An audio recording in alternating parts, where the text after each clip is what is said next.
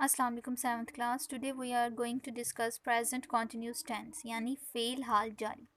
ठीक है, present continuous tense में हम वो इंसिडेंट्स वो अपनी रूटीन जो है डिस्कस करते हैं जो हो रही होती है। ठीक है, now how to recognise this sentence in Urdu. रहा हूँ, रही है, रहे हैं, रहा है, रही हूँ वगैरह उर्दू फ़िक्रात के यानी उर्दू सेंटेंस के लास्ट पे आए तो वो सेंटेंस आपको पता चल जाएगा कि प्रेजेंट कॉन्टिन्यूस टेंस है। फॉर एग्जांपल, मैं सबक पढ़ रहा हूँ। ठीक है, नेक्स्ट, वो खाना पका रही है। ठीक है, रहा हूँ, रही है, इस तरह के जो हैं सेंटेंस जो उर्दू में होंगे वो उससे आप पद को जो है आइडेंटिफाई कर लोगे कि प्रेजेंट कॉन्टिन्यूस टेंस है ये। ठीक है, अब जो है इसमें हेल्पिंग वर्ब क्या यूज़ होता है, तो इज़ एम आर हम has a helping verb present continuous tense में जो है यूज़ करते हैं। ठीक है, इज़ जो है हम यूज़ करते हैं she, he, it, single person. ठीक है, सिंगल पर्सन। ठीक है, हम उसके साथ यूज़ करते हैं। फॉर एग्जांपल नेम भी आप ले लें, अली। ठीक है, हम इसके साथ जो है इज़ यूज़ करते हैं। एम हम यूज़ करते हैं सिर्फ और सिर्फ आई के साथ, and are with we, they, you. ठीक है, या प्लूरल के साथ। ठीक है, नेक्स्ट जो है हम यूज़ करते हैं form of verb. First form of verb हम यूज़ करते हैं प्लस आई एन जी। ठीक है, आपको आई जो है इज़ एम आर के साथ जो है first form plus I N G, जब आपको इंग्लिश में अगर सेंटेंस को आपने आइडेंटिफाई करना है तो इसकी पहचान ये होगी, इज़ एम आर के साथ first form plus I N G होगा तो आपको पता चल जाएगा ये प्रेजेंट कॉन्टिन्यूस टेंस है। ठीक है, अब हमने इसका स्ट्रक्चर जो है वो इस किस्म का होगा। पहले हम सब्जेक्ट लिखेंगे। ठीक है, सब्जेक्ट यानी he, she, it, is am are. ठीक है, या कोई भी नेम या कोई भी एनिमल नेम ये आपका सब्जेक्ट होगा। ठीक है, प्लस आपका हेल्पिंग वर्ब यूज़ करेंगे according to subject is, am और आर। देन फिर आप अपनी फॉर्म ऑफ वर्ब लगाएंगे प्लस आई एन जी और in the last object write करेंगे। ठीक है, इस तरह का स्ट्रक्चर जो है जब हम फॉलो करेंगे तो हमारे सेंटेंस बन जाएंगे। ठीक है, let's see the example of simple sentence. मैं एक किताब पढ़ रहा हूँ। ठीक है, मैं एक किताब पढ़ रहा हूँ। Am I am a reading a book. I am reading a book. ठीक है, सब्जेक्ट पहले लिखा। ठीक है, फिर helping verb according to subject हमने एम यूज़ किया, first form plus I N G, reading. ठीक है, ऑब्जेक्ट अ बुक। ठीक है, ये हमारा सेंटेंस बन गया, I am reading a book. वो खाना खा रहा है। He is according to subject is eating food और meal. He is eating food. हम क्रिकेट खेल रहे हैं। We are playing cricket. इस स्ट्रक्चर को जब हमने फॉलो किया तो हमारे सिंपल सेंटेंस जो है बन गए। ठीक है, हमने इजीली उसको कर लिया। Now let's see interrogative sorry negative sentence. Negative sentence जो हम नेगेटिव सेंटेंस बनाएंगे उसमें हम जो हमारा हेल्पिंग वर्ब है यानी इज़ एम आर, उसके साथ जस्ट हम नॉट लगाएंगे। ठीक है, जब हम नॉट लगाएंगे हेल्पिंग वर्ब के साथ तो इस तरह हमारे नेगेटिव सेंटेंस बन जाएंगे। फॉर एग्जांपल इसका स्ट्रक्चर देखते हैं। पहले हम सब्जेक्ट राइट करेंगे। ठीक है, according to subject is am are लगाएंगे, फिर हम नॉट लगाएंगे। ठीक है, क्योंकि हमने नेगेटिव सेंटेंस बनाना है। फिर then first form plus I N G and in the last हम राइट करेंगे ऑब्जेक्ट। ठीक है, ऑब्जेक्ट राइट करें। इस स्ट्रक्चर को लेकर हम अपनी नेगेटिव सेंटेंस बनाते हैं।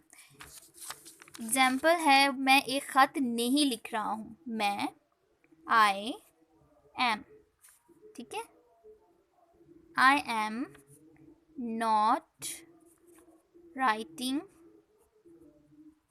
अ लेटर, ठीक है। आई एम नॉट का इजाफा किया हेल्पिंग वर्ब के साथ, जैसे कि मैंने ऊपर जो है आपको बताया था। I am not writing a letter, simple आप जो है इंटेरोगेटिव सेंटेंस बना लोगे। उसके बाद है एक और एग्जांपल देखते हैं। आमना कपड़े नहीं धो रही है। Amna Amna is not washing clothes, washing clothes, ठीक है। इज नॉट, हमने नॉट का इजाफा किया, सिंपल सेंटेंस था। वो स्कूल नहीं जा रहे। They are not they are not going to school. They are not going to school, ठीक है। सिंपल हमने नॉट का इजाफा किया हेल्पिंग वर्ब के साथ। तो इस तरह से हमने जब इस स्ट्रक्चर को फॉलो किया जो हमने अबव आपको जो है बताया था, ठीक है, हमने उसको फॉलो किया तो हमने अपनी इंटेरोगेटिव सेंटेंस बना लिए, ठीक है। इस तरह से हमने जो है अब सॉरी नेगेटिव सेंटेंस हमने बना लिए। तो इस तरह से हम नेगेटिव सेंटेंस बनाएंगे, हम इंटेरोगेटिव सेंटेंस बनाएंगे। इंटेरोगेटिव सेंटेंस में अपने सिंपल जो आपका हेल्पिंग वर्ब है, यानी जो हमारे सेंटेंस में helping verb is, am, are है, वो हम स्टार्ट में लिखेंगे सब्जेक्ट से पहले, ठीक है। उसके बाद सब्जेक्ट राइट करेंगे, देन उसके बाद जो है फर्स्ट फॉर्म प्लस आईएनजी, ठीक है। उसके बाद हम लास्ट पे ऑब्जेक्ट राइट करेंगे। इसी स्ट्रक्चर को लेकर हम अपनी एग्जाम्पल करते हैं। इंशाल्लाह आपको बेटर अंडरस्टैंडिंग होगी। क्या वो ख़त लिख रहा है, सिंगल पर्सन के बारे में बात हो रही है, ठीक है। तो ही लगेगा, ही के साथ इज लगेगा। तो हम क्या करेंगे,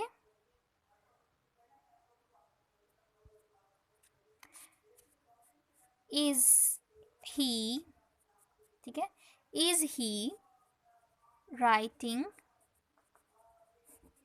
आ लेटर, ठीक है।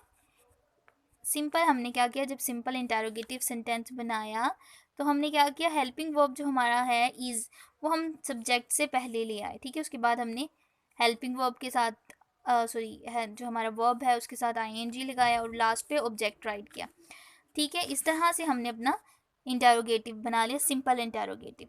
अब हमने जो नेक्स्ट हमारी एग्जाम्पल है वो है अली क्या कर रहा है। अली क्या कर रहा है, ठीक है। ये जो दरमियान में ये जो वर्ड क्या है जब आएगा, ठीक है, एक तो ये स्टार्ट में आए ना, तो इस तरह जब ये सिंपल जो इस तरह से स्टार्ट होने वाले इंटेरोगेटिव हैं उसके साथ हम हेल्पिंग वर्ब यूज़ करेंगे, ठीक है, तो हमारा जो है इंटेरोगेटिव बन जाएगा। जब ये दरमियान में आएगा तो इसका मतलब ये है कि ये डबल इंटेरोगेटिव है, ठीक है। WH वाले जितने भी हैं, फॉर एग्जांपल जिसमें हम व्हाट, विच, वेयर, ठीक है, इस टाइप के WH जितने भी हैं हम यूज़ करते हैं सेंटेंस के स्टार्ट में, तो वो हमारे डबल इंटेरोगेटिव सेंटेंस कहलाते हैं। तो अभी इसका क्या है, व्हाट इज़। इस तरह से हेल्पिंग वर्ब के साथ WH वर्ड हम लिखेंगे तो हमारा डबल इंटेरोगेटिव बन जाएगा।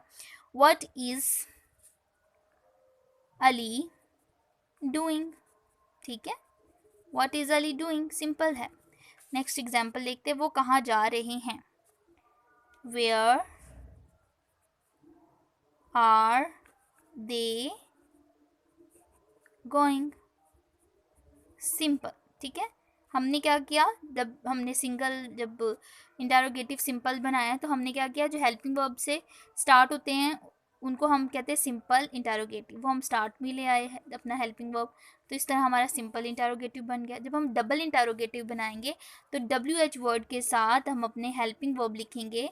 इस तरह से हम शुरू करेंगे अपना सेंटेंस, तो हमारा डबल इंटेरोगेटिव सेंटेंस बन जाएगा। इसमें कोई जो है मुश्किल नहीं है, ठीक है। अब हमने क्या करना है, इसके अलावा हमने एक स्टोरी भी पढ़नी है, यूनियन इज स्ट्रेंथ, ठीक है। चलिए वो देखते हैं। तो जो स्टोरी हमने करनी, यूनियन इज़ द स्ट्रेंथ, यानी मेहनत सॉरी इत्तेफाक में बरकत है। ठीक है, हम इसकी ट्रांसलेशन भी करेंगे साथ में, इसके साथ साथ हम जो है डिफ़िकल्ट वर्ड्स की मीनिंग और लास्ट पे हम इसके मोरल देखेंगे। Once there was a farmer, एक दफ़ा का जिक्र है कि एक किसान था। ही लिव्ड इन अ विलेज, जो कि गांव में रहता था। ही हैड 3 सन्स, उसके 3 बेटे थे। दे ऑलवेज क्रूल्ड, वो झगड़ते थे, इसका मतलब है झगड़ते थे विद वन अनदर, एक दूसरे से। ठीक है, वो एक दूसरे से झगड़ते थे। Their father was much worried, ठीक है, वरिड परेशान थे, उनके वालिद बहुत परेशान थे। ही वांटेड वो चाहता था, टू टीच देम, उन्हें सिखाना। ठीक है, उन्हें सिखाना, टीच का मतलब है सिखाना। ठीक है, वैसे भी हम पढ़ने के मायनों में भी लेते हैं, लेकिन टीच का मतलब सिखाना।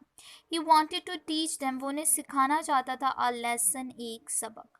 वन डे, एक दिन, he was about to die, वो मरने वाला था। ठीक है, वो बहुत बीमार हो गया। ठीक है, वो मरने वाला था।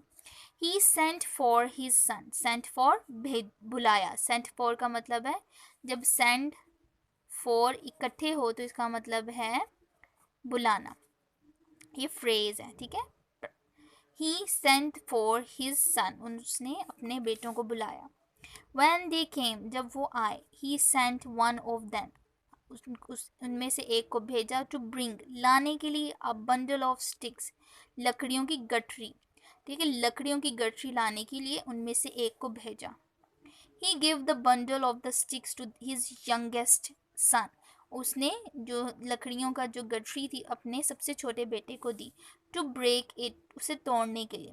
He failed, वो नाकाम रहा। failed, नाकाम रहा। Then he gave the bundle to the second, उसने फिर दूसरे बेटे को वो गठरी दी। But the result was same, ठीक है, लेकिन जो नतीजा था वो सेम रहा, एक जैसा ही रहा।